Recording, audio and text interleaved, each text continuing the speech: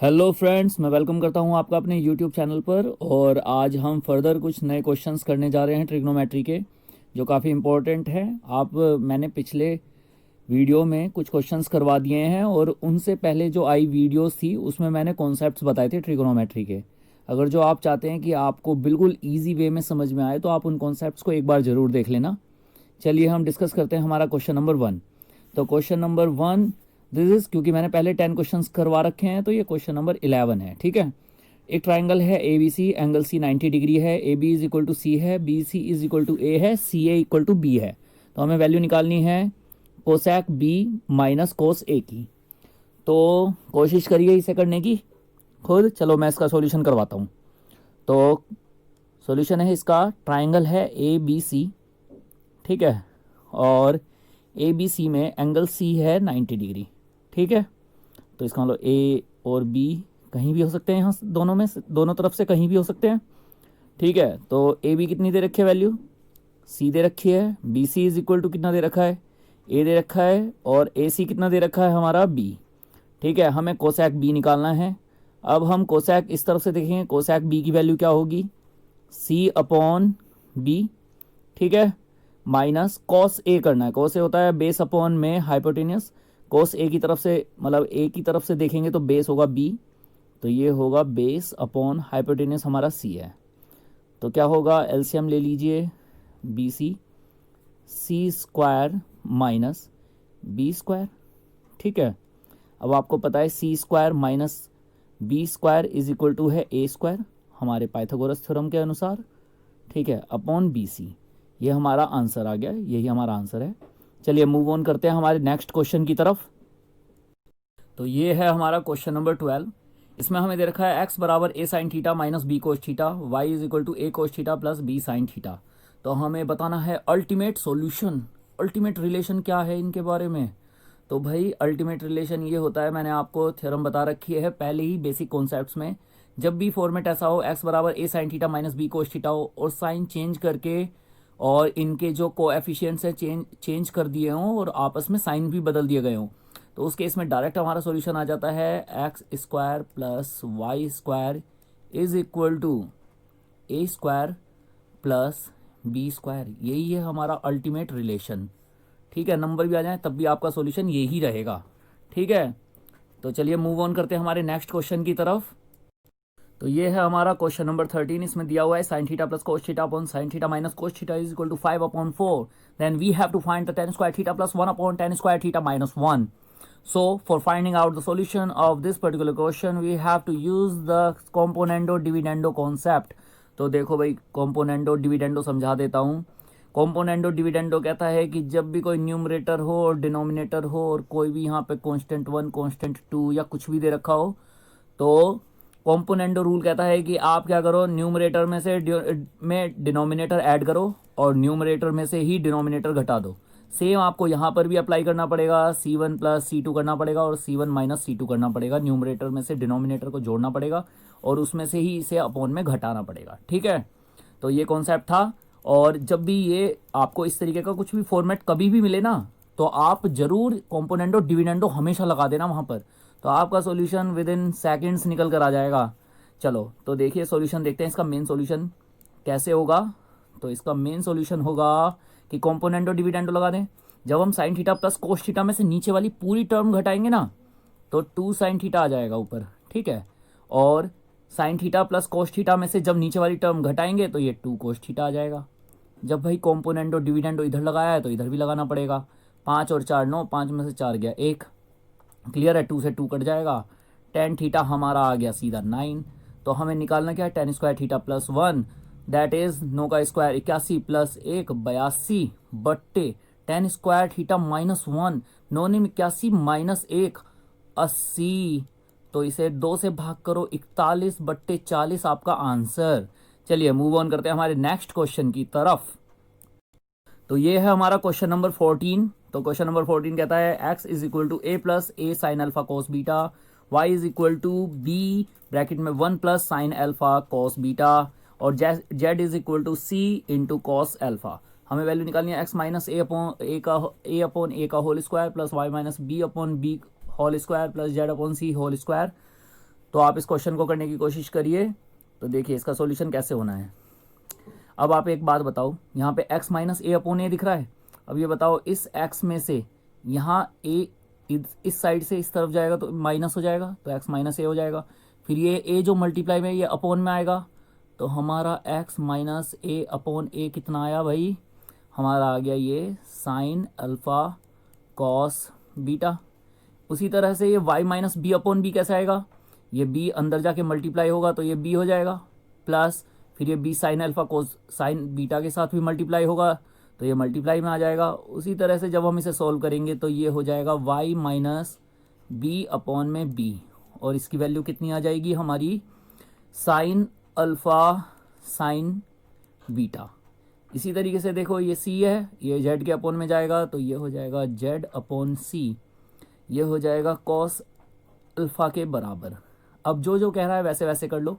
x minus A upon A का whole square कह रहा है तो इसका मतलब ये साइन अल्फ़ा कोस बीटा का होल स्क्वायर करने के लिए कह रहा है, तो ये होगा sine square alpha cos square beta, plus कह रहा Y minus B upon B का होल स्क्वायर कर दो तो ये होगा sine square alpha sine square beta, plus Z upon C का होल स्क्वायर कह रहा है तो ये होगा कॉस स्क्वायर अल्फ़ा।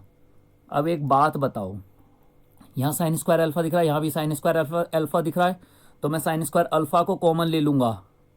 ठीक है, साइन स्क्वायर अल्फ़ा कॉमन ले लूँगा तो अंदर cos square beta plus sign square beta रह जाएगा, और हमें पता है कि sign square theta plus cos square theta होता है 1। ठीक है, प्लस कोस स्क्वायर अल्फ़ा, फिर से ये सेम पैटर्न बन गया, sign square alpha plus cos square alpha, ये होता है 1। तो हमारा फाइनल आंसर आ गया 1। चलिए मूव ऑन करते हैं हमारे नेक्स्ट क्वेश्चन की। तो ये है हमारा क्वेश्चन नंबर 15, और क्वेश्चन नंबर 15 कह रहा है 1 minus sine a cos A into sine A plus cos A की वैल्यू निकालो, क्या होगी। तो मैं आपको अलजेब्रा के कुछ फॉर्मूला बताता हूँ कि A cube plus B cube होगा हमारा ए प्लस बी ब्रैकेट में A square plus B square minus A B. देखो प्लस में माइनस आ रहा है, ऐसे ही होगा A cube minus B cube, और इसकी वैल्यू होगी A minus B bracket A square plus B square, यहाँ आएगा प्लस ए बी। ठीक है, तो कहीं ना कहीं देखो यहाँ पर ए क्यूब प्लस बी क्यूब की जगह अगर जो मैं साइन क्यूब ए प्लस कॉस क्यूब ए रखूँ तो आपको पता है ए प्लस बी होगा, जिसमें कि sign A plus cos A आएगा, और फिर उसके बाद इनका स्क्वायर ऐड होना है तो ये sine square a plus cos square a minus A b मतलब साइन ए कोस ए होगा। तो आपको पता है ये फर्स्ट टर्म तो एज इट इज़ आ जाएगी, और ये sine square a plus cos square a is equal to हो जाएंगे 1 minus sine a cos a. यही है आपका अल्टीमेट रिलेशन। तो इसका मतलब हमारा सही आंसर है ये साइन क्यूब ए प्लस कॉस क्यूब ए, ये हमारा राइट आंसर है। चलिए मूव ऑन करते हैं हमारे नेक्स्ट क्वेश्चन की तरफ। तो ये है हमारा क्वेश्चन नंबर 16। क्वेश्चन नंबर 16 कहता है कि भाई sine theta cos theta tan theta जो है ज्योमेट्रिक प्रोग्रेशन में है, तो find the value of cot 6 theta minus cot square theta. ठीक है, तो ज्योमेट्रिक प्रोग्रेशन जो होता है वो हमारा एक प्रोपोर्शन में बढ़ता है, जैसे कि 2 और 2 में 2 का गुणा करो तो 4, फिर 4 में भी 2 का ही मल्टीप्लाई करना पड़ेगा। एक सेम किसी नंबर से मल्टीप्लाई होकर ये सीरीज़ बढ़ रही होती है, तो 4 दूनी 8, अब 8 का भी दुगना करना पड़ेगा 16। ये होता है ज्योमेट्रिक प्रोग्रेशन। और एक होता है अरिथमेटिक प्रोग्रेशन, इसमें गैप सेम होता है, जैसे 2 + 2 4, 4 और 2 6, 6 और 2 8। ठीक है, तो ये हमारा अरिथमेटिक प्रोग्रेशन हो गया, ये ज्योमेट्रिक प्रोग्रेशन हो गया। इसका मतलब जो second term divide by first term करोगे तो जो आपका रेशियो बनकर आएगा वो सेम होगा जो आप थर्ड टर्म को सेकंड टर्म से डिवाइड करके जो नंबर आप अपना रिजल्ट की तौर पे पाओगे उसके बराबर। ठीक है, तो इसका मतलब रेशियो जो होता है सेकंड टर्म और अपॉन फर्स्ट टर्म का वो बराबर होगा थर्ड अपॉन में सेकंड टर्म के। ठीक है, इसी तरह से जब इस क्वेश्चन में इसने ये कह रखा है कि भाई हमारा जो है ये 3 जो टर्म्स दे रखी हैं हमारी इसने कि साइन थीटा कोस थीटा और टेन थीटा हमारे ज्योमेट्रिक प्रोग्रेशन में है, इसका मतलब क्या है कि इसका मतलब ये इनका रेशियो भी जो है सेम ज्योमेट्रिक प्रोग्रेशन की तरह एक्ट करेगा जैसे ज्योमेट्रिक प्रोग्रेशन में रेशियो एक्ट करते हैं। ठीक है, तो इसका मतलब cos theta upon sine theta is equal to होगा tan theta upon cos theta के। क्लियर है। अब एक बात बताओ, कोस थीटा यहाँ जाएगा तो ये क्या हो जाएगा, cos square theta upon sine theta. और आपको पता है कि टेन थीटा की वैल्यू क्या होती है, sine theta upon cos theta. ठीक है, कोस थीटा फिर इधर जाएगा तो ये क्या हो जाएगा, cos cube theta is equal to sine square theta. अब क्या करो, दोनों तरफ डिवाइड कर दो बाय साइन क्यूब थीटा से। तो जब कॉस क्यूब डिवाइड होगा साइन क्यूब से तो ये बनाएगा कॉट क्यूब थीटा। और जब sign square theta upon sine cube theta होगा तो दो पावर तो कैंसिल हो जाएगी बट एक रह जाएगी। तो 1 अपॉन साइन थीटा हमें पता है कोसैक थीटा के बराबर होता है। तो cot cube theta is equal to क्या हो गया हमारा, कोसैक थीटा के। अब आपको पता है, देखो कॉट क्यूब थीटा हमारा कोसैक थीटा आ गया। यहाँ पर कॉट 6 थीटा दे रखा है तो कॉट 6 थीटा को मैं क्या ऐसे नहीं लिख सकता कि cot 6 theta is equal to क्या है, ये कॉट क्यूब थीटा का स्क्वायर ही तो है। तो और कॉट क्यूब थीटा की हमें वैल्यू क्या पता है, कोसैक थीटा।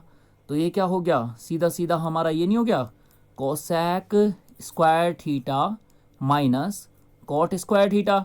और cosec square theta minus cot square theta, सीधा सीधा फॉर्मूला, इसकी वैल्यू होती है 1। तो हमारा आंसर आ गया 1। चलिए मूव ऑन करते हैं हमारे नेक्स्ट क्वेश्चन की तरफ। ये है हमारा क्वेश्चन नंबर 17 और ये हमारा लास्ट क्वेश्चन है। इसमें क्या दे रखा है, 152 ब्रैकेट में sine 30 degree plus 2 cos square 45 degree plus 3 sine 30 degree plus cos square 45 degree dash dash dash 18 cos square 45 degree. तो आप इस क्वेश्चन में एक पैटर्न पकड़ सकते हैं कि देखो sine 30 sine 30 sine 30 cos square 45 cos square 45 cos square 45। ठीक है, क्लियर है, ये चीज़ सिंपल सी है। तो देखो इस क्वेश्चन को कैसे करना है। अब सॉल्यूशन ये हमारा है कि इस क्वेश्चन को करने के लिए क्या करेंगे, देखो 152 तो एज इट इज़ बाहर ही रहेगा। साइन 30 की वैल्यू कितनी होती है, 1/2 प्लस 2 इंटू कॉस स्क्वायर 45 की वैल्यू कितनी होगी, वैसे कॉस 45 की वैल्यू होती है 1/√2, लेकिन यहाँ स्क्वायर दे रखा है तो स्क्वायर होने पर ये √2 हट जाएगा, सिर्फ 2 रह जाएगा।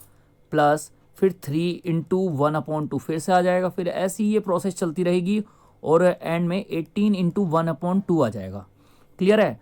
अब क्या करो, इस पूरी की पूरे ब्रैकेट में से, इस पूरे ब्रैकेट में से ये 192 लग रहा है, ये 152 है। ठीक है, तो ये 152 इंटू पूरे ब्रैकेट में से 1/2 कॉमन ले लो और अंदर सिर्फ रह जाएगा 1 plus 2 plus 3 plus 4 dash dash dash plus 18। ठीक है, अब देखो 2 से इसे काट लो, 2 7 जा 14, 2 6 जा 12, तो ये 76 आ गया इनटू। अब आपको पता है जब भी कॉन्टिन्यूस टर्म्स होती हैं तो हमारा सीधा सीधा उन्हें ऐड करने का फॉर्मूला लग जाता है n इंटू n प्लस 1/2। तो नंबर ऑफ टर्म्स कितनी है हमारी, n होती है नंबर ऑफ टर्म्स, तो नंबर ऑफ टर्म्स है हमारी 18 इंटू n प्लस 1 मतलब 19/2। ठीक है, इसे 2 से भाग करो, 2 निम 18, तो ये 76 इंटू 19 निम्मा 171। तो आप जब 76 का 171 में गुणा करेंगे तो मैं इस 76 को 19 चौक 76 लिख सकता हूँ और इसे 19 निम्मा 171 लिख सकता हूँ। तो देखो 19 का पेयर बन गया, ठीक है, ये 4 बन गया और ये 3 का स्क्वायर होता है, ये 2 का स्क्वायर होता है और ये 19 तो स्क्वायर है ही। तो इसका मतलब ये जो सॉल्यूशन आएगा it is a perfect square. ठीक है, बस यही पूछा था इसमें कि बताओ ये क्या इसका रिलेशन है, क्या इसकी वैल्यू होगी। तो ये एक परफेक्ट स्क्वायर होगा, इसका सॉल्यूशन ऐसी था। अगर जो वो ऑप्शन आंसर के लिए पूछता कि एग्जैक्ट डिजिट्स में क्या है तो 6 1 जा 6 देख के यूनिट डिजिट देख लेते और मल्टीप्लाई करना है तो इसमें कोई बहुत बड़ी बात नहीं है। इसे 70 + 6 लिख लो और फिर 171 से गुणा कर लो, आपका बहुत आसानी से आंसर आ जाएगा। ठीक है, तो ये था हमारा last question. Thank you for watching the video. अगर जो आपको वीडियो पसंद आई हो, आपके लिए हेल्पफुल हो रही हो, ये बहुत अल्टीमेट क्वेश्चंस हैं, इन्हें छोटे मोटे क्वेश्चंस मत समझना। अपने दोस्तों को शेयर कर दो, प्लीज़ चैनल को सब्सक्राइब कर लो क्योंकि बहुत बड़ा धमाका होने वाला है क्वेश्चंस की दुनिया में, बहुत ज़्यादा पढ़ाई होने वाली है, बहुत बढ़िया करेंगे। चलिए, thank you very much for watching this video. Subscribe this channel if you please. Okay, bye.